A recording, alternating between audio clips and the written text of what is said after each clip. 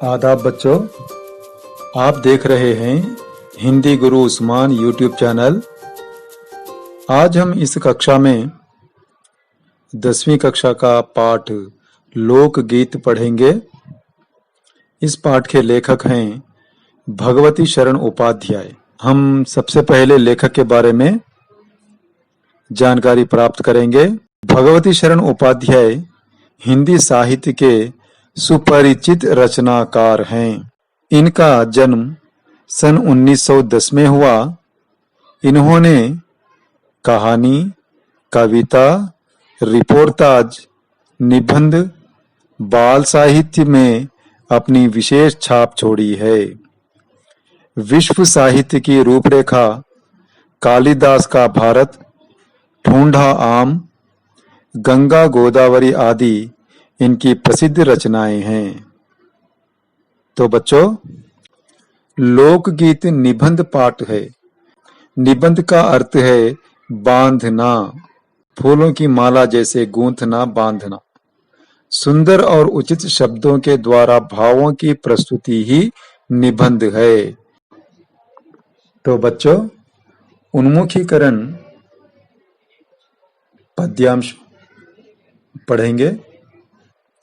मेहंदी है रचने वाली, हाथों में गहरी लाली, कहें सखियां अब कलियां, हाथों में खिलने वाली हैं। तेरे मन को, जीवन को नई खुशियां मिलने वाली हैं।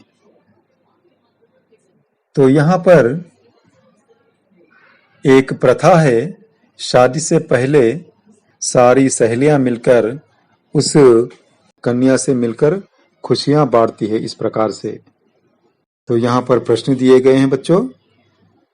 पहला प्रश्न है, हाथों में क्या रचने वाली है?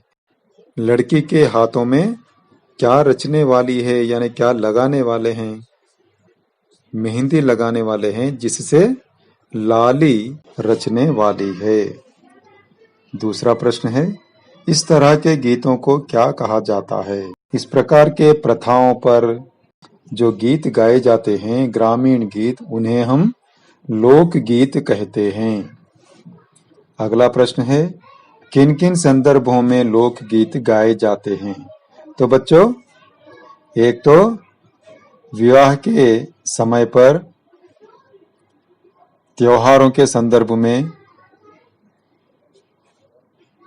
शादी पर, या ऋतु परिवर्तन के समय पर भी इस प्रकार के लोकगीत गाए जाते हैं। बच्चों, अब हम विषय प्रवेश के अंतर्गत इस पाठ का मूल विषय जानेंगे। हमारी संस्कृति में लोकगीत और संगीत का अटूट संबंध है। मनोरंजन की दुनिया में आज भी लोकगीतों का महत्वपूर्ण स्थान है। गीत संगीत के बिना हमारा मन रसा से नीरस हो जाता है। प्रस्तुत निबंध में भारतीय लोकगीत का वर्णन बड़े ही सुंदर ढंग से किया गया है। तो बच्चों, पाठ में आगे बढ़ते हुए, लोकगीत अपनी लोच, ताजगी और लोकप्रियता में शास्त्रीय संगीत से भिन्न है। तो बच्चों, लोकगीत यानी फोक सॉन्ग्स, ये जो फोक सॉन्ग होते हैं वह अपनी फ्लेक्सिबिलिटी के अनुसार ताजगी के साथ पॉपुलैरिटी प्राप्त करते हैं। जो कि क्लासिकल संगीत होता है, क्लासिकल म्यूजिक होता है, उससे भिन्न यानी डिफरेंट हैं। लोकगीत सीधे जनता के संगीत हैं। फोक सॉन्ग जो होते हैं वो सीधे पब्लिक से रिलेटेड होते हैं। घर, गांव और नगर की जनता के गीत हैं ये। इनके लिए साधना की जरूरत नहीं होती। किनके लिए बच्चों? फोक सॉन्ग के लिए, लोक गीतों के लिए प्रैक्टिस करने की आवश्यकता नहीं है। साधना यानी प्रैक्टिस। त्योहारों और विशेष अवसरों पर ये गाए जाते हैं।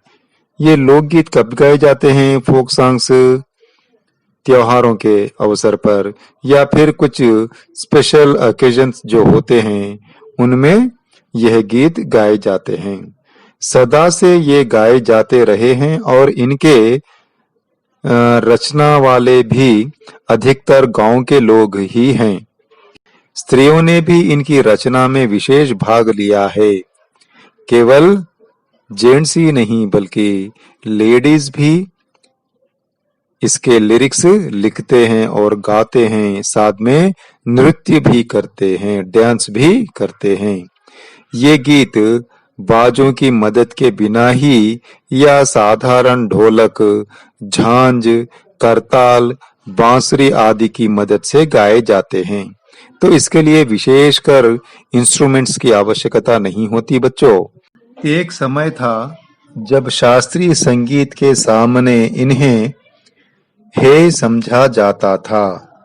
अभी हाल तक इनकी बड़ी उपेक्षा की जाती थी, पर इधर साधारण जनता की ओर जो लोगों की नजर फिरी है तो साहित्य और कला के क्षेत्र में भी परिवर्तन हुआ है। तो यहाँ पर एक बात ध्यान में रखनी चाहिए हमें कि जैसे ही लोगों की नजर फोक लिटरेचर की ओर, साहित्य यानी लिटरेचर की ओर जैसे ही ध्यान पलटा है तो लोगों की सोच विचार की दृष्टि भी परिवर्तित हुई है।